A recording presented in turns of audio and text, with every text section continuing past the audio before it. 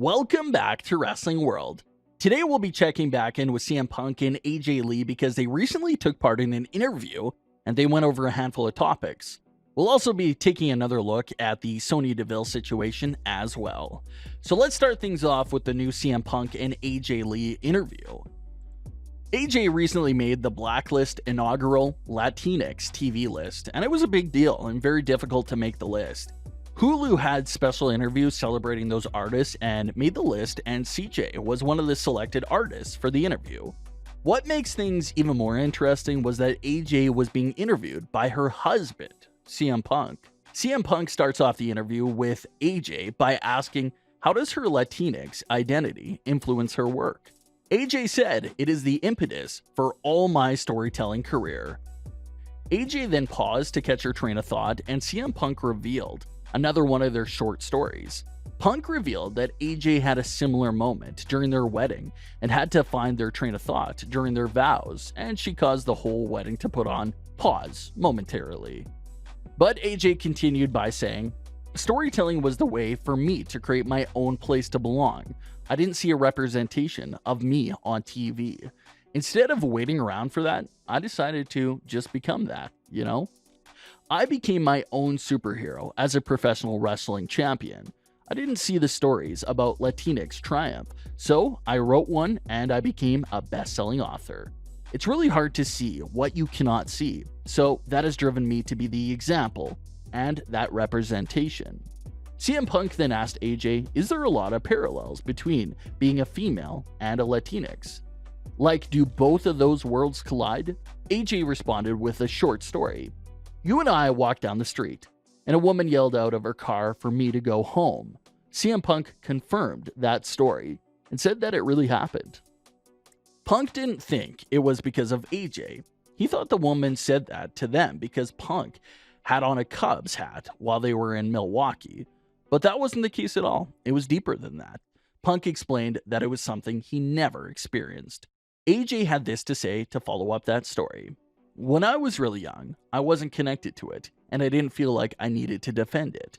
Once it became this thing that people were going to attack and judge, that made me fiercely want to hold on to it and defend it and be proud of my culture. CM Punk's next question to his wife was, how do you feel currently about Latinx representation in entertainment as a whole?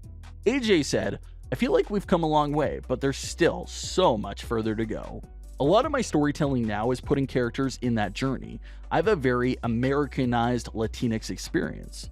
Punk then asked AJ to explain that experience, and AJ revealed a lot about her background. AJ revealed that her family was extremely poor while she was growing up. She was even homeless for a majority of her youth, and how there were zero connections to her roots. She never really understood she was Puerto Rican until she recently went to live in Puerto Rico. AJ explained how that was the safest she ever felt in her childhood. She also explained how she uses her storytelling now to reconnect with those roots and tell that perspective of someone that's confused by that connection. Punk then asked AJ how her parents prepared her for all those experiences, and AJ revealed that her parents had had kids at 16 and that they basically grew up together and taught each other how to do everything. AJ said that she felt like her parents missed out on a lot of opportunities, so she made it her duty to take advantage of all the opportunities that were available to her, and that's when she started writing comic books. She also revealed that she would make herself the superhero and the star of the book, and that's how she escaped.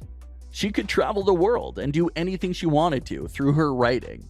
AJ also mentioned that her submission to this Latinx list was a dark comedy she wrote, and it was also great that it helped her make the list. She also talked about how she no longer feels like she has to let people know that she's a screenwriter anymore. She feels like they already know by now. Punk closed it out by asking what's the most important thing to inspire the next generation, and AJ had a great response and said that the most important thing to do for the next generation is to provide representation for them. She mentioned how if they can put those faces on TV and talk about how Latinx is an advantage rather than an obstacle, she believes it really will inspire them and show them that they belong. CM Punk wraps up the interview by calling her April Mendez, and she jokes about how she's credited as AJ Mendez, and how he's the only one that can use April. So there you have it. It was a really great interview from CM Punk and AJ. They talked about a lot of deep topics, revealed some stories of their lives, and it was really great to hear. I really enjoyed the way CM Punk interviewed her rather than someone else. I think having him there in the interview made it even more interesting. AJ has her hands full with writing books, writing comics, and like she hinted at during the interview, she's even writing television now. She's making all these huge lists as well, so you can't even question her writing anymore. She's quickly moving up the ladder and becoming a top-tier storyteller. With how busy AJ's schedule is becoming, you never say never, but I think it's pretty safe to rule out any type of WWE return for her. It's not like she's just sitting at home enjoying retirement. She's working on several projects all at once. So it doesn't seem like she has any free time to entertain the WWE. We saw last year that Fox was really going after AJ to appear on WWE Backstage and break down the women's matches, but she even shot that down by saying that she's very much retired. So yeah, I think we've already seen AJ and CM Punk's last match inside the ring, but we can always discuss and speculate just for the fun of it. Like when it comes to AJ, I think the best spot for her would be an Evolution pay-per-view event. Even for the first Evolution event, AJ Lee was leading all the WWE polls for who should compete at Evolution, so maybe we can revisit that idea of Evolution 2 if that ever comes around. But as always, it was really great to hear from AJ and Punk. Everyone remembers that horrible event that Sonya Deville, Mandy Rose, and others had to go through during that horrific night of the break-in. This intruder came into Sonya's house and was specifically looking for Sonya. She even had a moment of staring the intruder in the face and questioning him. But thankfully, Sonya was able to get away and the suspect was taken into custody. This case has been unfolding for several months now. There was even some rumors that new state laws were being set into place specifically as a result of Sonya's case. So what's the latest update here? Well, reports claim that when asked for his address, the criminal named Sonya's information. So Sonya was receiving the mail and these constant reminders of him for quite some time. Apparently that issue is being fixed now, but still, something like that shows you just how insane and scary that individual is. Sonya is still under WWE contract, but has been given time off to just clear her head and settle this entire case once and for all. Of course, everyone wants Sonya Deville back. The timing was just so unfortunate because Sonya was really heating up. Her promos, her character, everything was really developing fast. But of course, this situation is bigger than WWE. And as we see, that still has some small issues, such as this development that's going on reportedly with the mail. So there's still a lot to handle here before she can even think about returning.